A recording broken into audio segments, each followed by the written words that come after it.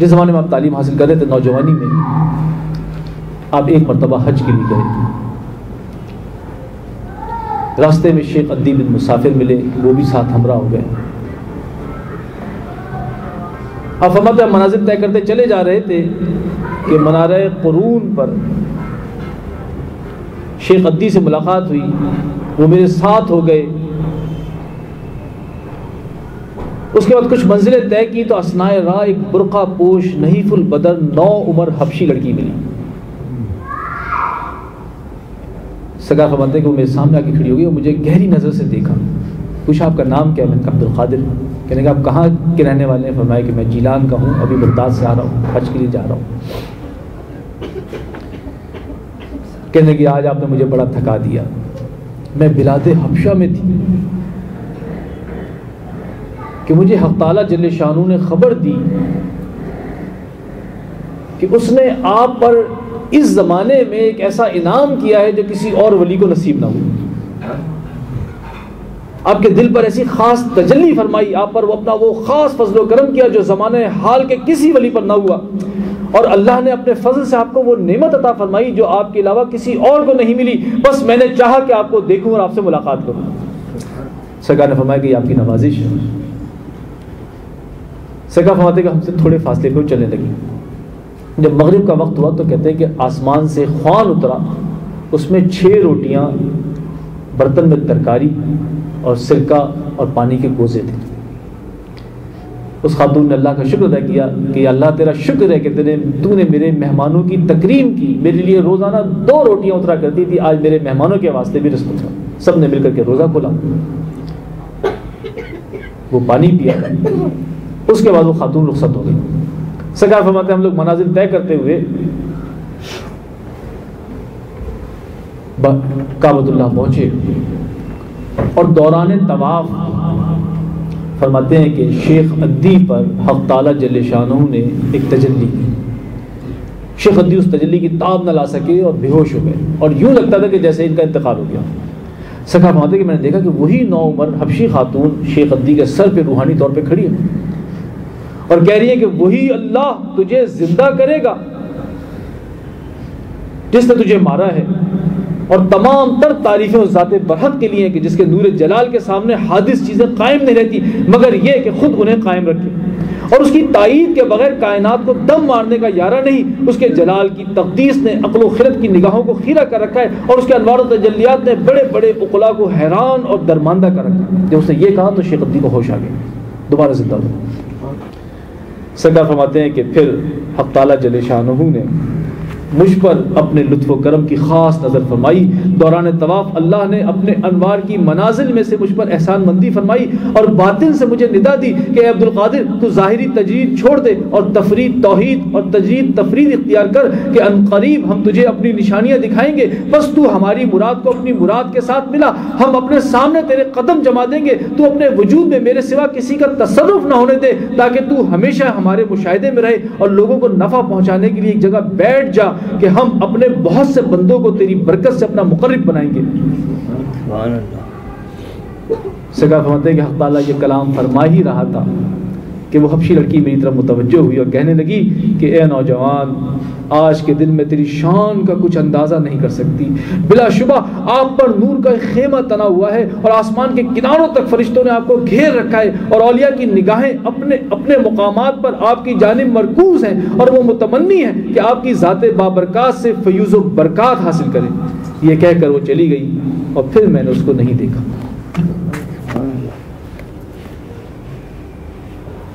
سیدنا غوث الاعظم اگرچہ کہ مادرزاد ولی تھے، اس کے باوجود آپ نے سخت ریاضت اور شاقہ محنت اور بے حد مصائب اور فقر و فاقہ جھیلتے ہوئے تمام علوم ظاہری پر دسترس حاصل کی۔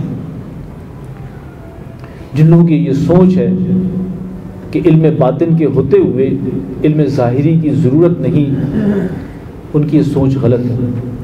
جتنے بڑے بڑے اکابرین اس امت میں پیدا ہوئے کہ جن کے ہاتھوں سے اس دین کو حیات نو ملی، جن کی وجہ سے ہزاروں لاکھوں لوگ مسلمان ہوئے، جنہوں نے اس دین کو چار چاند لگائے وہ تمام کے تمام علوم ظاہری اور علوم باطنی دونوں سے مشرف تھے. اور جیسے علماء کبار سلسلہ قادریہ میں ملتے ہیں دوسرے سلاسل طریقت میں نظر نہیں آتے. سیدنا غوث اعظم نے سخت مصائب پر تکالیف جھیل کر وہ علوم ظاہری حاصل کیا اور اس میں کئی سال صرف کیے. سند حدیث دیتے ہوئے آپ کے اساتذہ نے برملا اعتراف کیا کہ عبد القادر حدیث کی سند تو ہم تمہیں دے رہے ہیں مگر حقیقت یہ ہے کہ احادیث کے معنی اور مفاہیم سمجھنے میں ہم نے آپ سے استفادہ کیا. علوم ظاہری سے تکمیل کے بعد آپ مجاہدے کے لیے عراق کے جنگلات میں نکل گئے. 25 برس عراق کے جنگلوں میں سخت مجاہدہ کیا. فرماتے ہیں کہ میں نے اپنے مجاہدات کی ابتدا 3 روزہ صوم وصال سے کی، یعنی 3 دن کے بعد افطار کرنا. پھر اس مدت کو بڑھاتا گیا یہاں تک کہ 40 روز تک لے گیا. سرکار فرماتے ہیں کہ 40 سال تک میرا یہ حال رہا کہ میں نے عشاء کے وضو سے فجر کی نماز ادا کی. اور ان 40 سالوں میں 15 سال میرا یہ عالم تھا کہ میں ایک پاؤں پر کھڑا ہو جاتا اور قرآن شریف پڑھنا شروع کرتا اور ساری رات کے اندر پورا قرآن ختم کر دیتا. سرکار فرماتے ہیں کہ اکثر میں اپنے وجود سے غائب ہو جاتا، مجھے اپنے وجود کی خبر ہی نہیں ہوتی. میں دوڑتا رہتا اور میلوں کا فاصلہ طے کر جاتا. ایک دفعہ میں دوڑتے دوڑتے شہر سستر پہنچ گیا جو بغداد سے 12 روز کی مسافت پہ تھا. سرکار فرماتے ہیں کہ مجاہدات کی وجہ سے بعض اوقات ایسا ہوتا کہ میرا لہو خشک ہو جاتا اور میں مردے کی طرح پڑا ہوتا. کسی قافلے کا گزر ہوتا اور وہ مجھے مردہ سمجھ کر کے میری تجہیز و تکفین کا انتظام کرتے. جب مجھے غسل دینے لگتے تو میں زندہ ہو کر کے ہوش میں آ کے ان کے سامنے بیٹھ جاتا اور وہ حیران رہ جاتے. اکثر شیاطین اور جن آپ پر حملہ آور ہوتے ہیں مگر آپ فرماتے ہیں کہ میں باطن میں حق تعالی جل شانہ کی ندا سنتا کہ اے عبد القادر اٹھو اور ان کا مقابلہ کرو کہ ہم نے آپ کو ان پر غالب کیا. جب میں ان کی طرف للکار مار کر دوڑتا تو وہ سامنے سے میرے سامنے سے غائب ہو جاتے.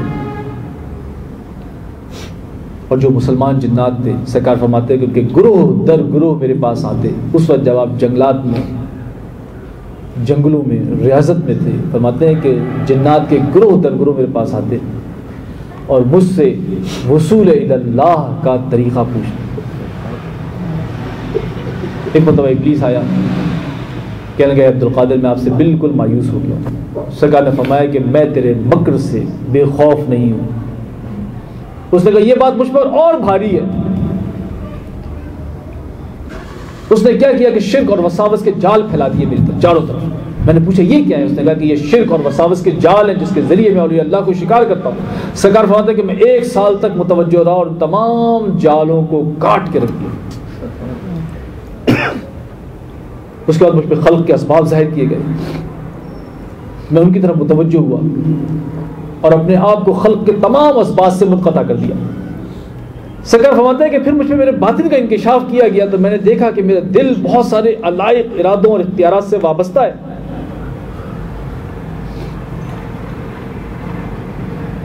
میں نے ان تمام پر متوجہ ہوا اور اپنے دل کو ان تمام علائق سے علیحدہ کر لیا. سرکار فرماتے ہیں پھر میرا نفس مجھ پہ ظاہر کیا گیا. میں نے دیکھا ابھی اس کی امراض باقی ہے، اس کی خواہش زندہ ہے. سرکار فرماتے ہیں کہ میں اس کی طرف متوجہ ہوا اور اس کی سارے امراض کا قلع قمع کر دیا، اس کی خواہشات کو تابع کر لیا. اس کے کل امراض جاتے رہے اور اب میری ذات میں امر الہی کے سوا کچھ نہ رہا. سرکار فرماتے ہیں کہ اس کے بعد بھی میں اپنے مقصود کو نہ پہنچا تو میں توکل کے دروازے پہ آیا. وہاں دیکھا اولیاء اللہ کا ازدحام ہے. میں توکل کے دروازے سے گزر گیا، شکر کے دروازے پہنچا، وہاں پہ بھی اولیاء کا ازدحام. میں اس سے بھی گزرا، غنا کے دروازے پہ پہنچا، وہاں پہ بھی ازدحام. وہاں سے گزرا جب میں فقر کے دروازے پہ پہنچا تو وہ خالی پڑا ہوا تھا، کسی میں ہمت ہی نہیں فقر کی. سرکار فرماتے ہیں کہ میں فقر کے دروازے سے گزر گیا. یہاں مجھے بہت بڑے روحانی خزانے کی فتوحات حاصل ہوئی. مجھے روحانی عزت، غنائے حقیقی اور سچی آزادی ملی. میں نے اپنی زیست کو مٹا دیا، اپنے اوصاف کو چھوڑ دیا جس سے میری اپنی ہستی میں ایک دوسری حالت پیدا ہوئی. سرکار فرماتے ہیں کہ 11 برس میں نے عراق کے جنگلوں میں ایک ویران برج کے اندر مجاہدہ کیا. اور 11 برس تک مسلسل قیام کی وجہ سے اس برج کا نام ہی برج اجمی پڑ گیا کہ ایک اجمی نوجوان اس میں رہتا ہے۔ 11 برس بعد آپ نے عہد کیا کہ میں اس وقت تک کھانا نہیں کھاؤں گا جب تک اللہ تعالیٰ مجھے خود اپنے ہاتھوں سے لقمہ نہ کھلائے۔ 40 دن گزر گئے۔ اب آزمائش دے کے 40 دن کے بعد ایک شخص آیا اور اس نے روٹی اور سالن سامنے رکھ کے چلا گیا۔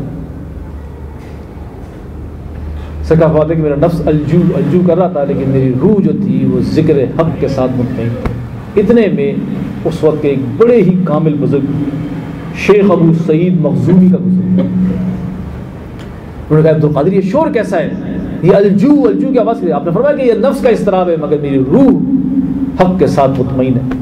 آپ نے فرمایا کہ آؤ میرے پیچھے، باب العزب میں میرا مکان ہے، میں تمہارا انتظار کر رہا ہوں۔